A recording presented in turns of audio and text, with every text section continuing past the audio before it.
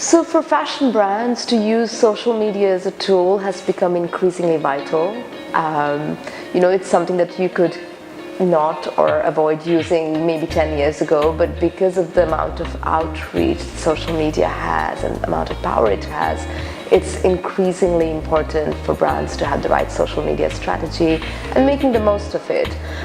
Bearing in mind that social media gives you visibility to a much wider audience than a physical store would, a website would, and often these days your traffic on the website is actually driven from social media. So if you're not focusing on a very clearly defined social media strategy, you might be losing out on opportunities for creating better visibility and better sales through your website and online channels.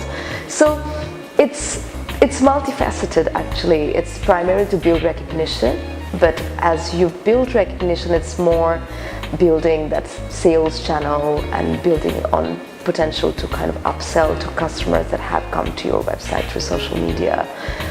For students, effectively it becomes therefore important to understand it in a more educational way, where it's not just something that happens by chance. It needs to be thought through.